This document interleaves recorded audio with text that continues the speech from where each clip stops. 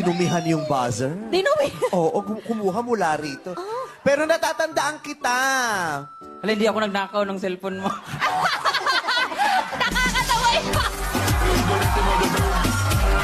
Natawa ka to. Hindi nga ikaw ang nagnakaw, pero ikaw ang nag-uutos. Oo. Dahil pinuno ka.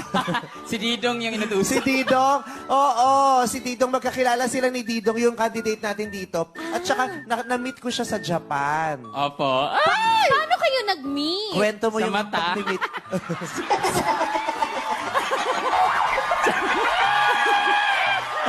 Ikwento mo dali Sorry, may ang mga pulis pagkikita pala. natin. Oh, ipatutumba kitang bakla ka. Dalawa yan, kaliwat kanan. Tingnan ko lang kung makatakas ka pa. Sir, trabaho lang po to, sir. Ha?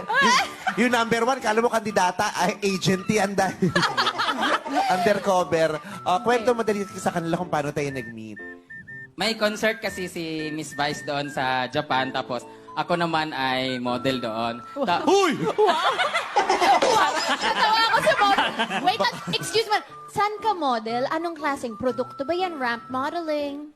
Produkto siya ng pang anti-beauty. Yung iba anti-aging, ito anti-beauty. Mukhang effective, ah. Oo nga eh. Ang bilis, ah. Effortless. Ay, effortless. Effortless. Ang yan, talento ako sa Japan for 1 year. Tapos, concert niya.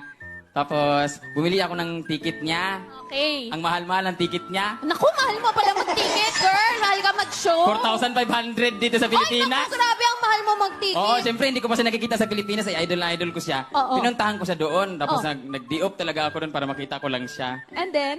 Pag nakita ko siya, yung ticket ko pala, hanggang doon lang sa gold. Hindi ako makapasok sa VIP. Nung magpa-picture ako sa kanya, hinarang ako ng mga... Sa Oh my mga God, na mga bouncer. Hindi ko alam, bouncer yun. Pagkamukha lang naman kami doon eh. Magkamukha lang naman.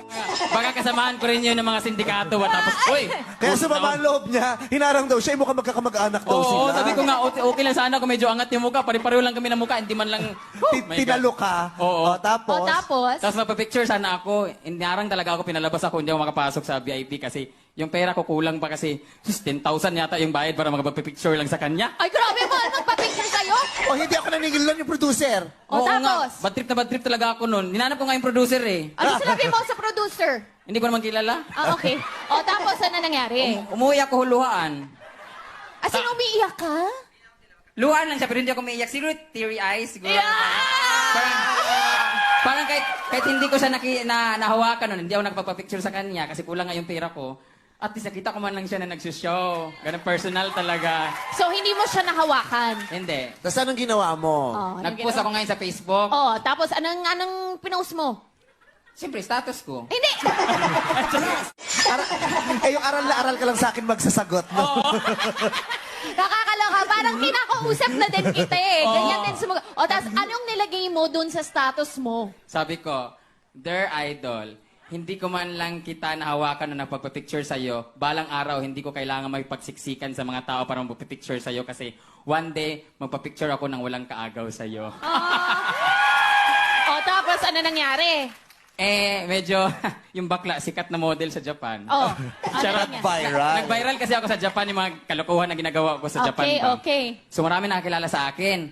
Ngayon, yung parang nag-a-assist pala sa kanya, parang tourist guide ba yun o tourist? Basta yung mga nag-a-assist sa kanya, Uy, Vice, nag-post yung si Brendami sikat yan dito sa Japan na hindi ka daw nakapapicture sa kanya, ganyan. Oh, Sabi niya, "Ay, saan siya? Puntahan natin si Bakla." Ewan ko lang, totoo ba yung sabi niya puntahan? Basta pumunta sila doon. Saan? Sa work ko! Saan? Tatay mo, ikaw ang pinuntahan. Pinuntahan ko siya. Pumunta siya. Ang layo-layo. Correct. Nakakaloka. Tapos libre yun, walang entrance. May entrance yun, 3,000 yen lang. So, mga ano lang yung binayad niya, parang 1,000 lang yung binayad niya. Hindi ka man lang nagbiyahe ng full, Hindi ano? ako pinagbayad ng may-ari kasi Pilipino din. Buti naman, hindi pa siya pinagbayad libre. Ako, nagbayad ako ng 4,500, di man lang ako nakalapos. Punta doon dahil sa'yo, ang layo-layo, 3 oras yung binahe ko. Sabi ko, gayihin natin yung bakla, kawawa naman. Ang layo ng binahe ko, gutom na gutom ako, pagod na pagod ako. Pagdating ko, ganito lang pala, dadatnang ko. Sabi ko talaga, tagumpay ang plano. Ikaw Tapos, naman, 4-5 daw binayad niya. Ikaw tapos, free entry. oh hindi, sira ulo, binigyan kitang pera bago ako umuwi. Binigay na ako ng ano, Ano? isang lapad. Ay! Tapos umiyak ako ng umiyak. Ano? Umiyak ako si kulang kasi pamasahe ko papapunta, di ba? Tapos Tapos may show siya. Oh, saan? Doon mismo, doon sa club, pumunta ako, may show siya. Si bakla, hindi nag-show, umiyak lang na umiyak. Oh. Pagbaba ko, kaya ako umiiyak nun kasi halo-halo kasi sa taas kasi ako nun sabi, Brenda, baba ka dito. Nasa stock room kami. Brenda, baba ka dito kasi andito si Vice Ganda yung idol mo. Ano, pag-sure kayo, hindi pa ako nakapag-toothbrush. Madali ako nun. Meron kasi ako doon kasama na panot yung kalbo na walang ngipin tapos nilalagan ng pandikit yung Wala ngipin akong niya. kinalaman dyan, ha? Tapos, tapos? nung magtututbrush Toothbrush. ako para makita siya, ang nalagay ko yung Polident ba yun, yung nilalagay pandikit sa ngipin? Ano, grabe na, dikit-dikit ang ngipin ko, grabe talaga, kud-kud. Tapos pagbaba ko, nakita ko na siya, doon ko talaga, I realized that moment, parang, ko talaga yung, Ituloy mo yung English. You realized at that moment what? parang mas maganda pakinggan sa'yo, ikaw na lang. Hindi.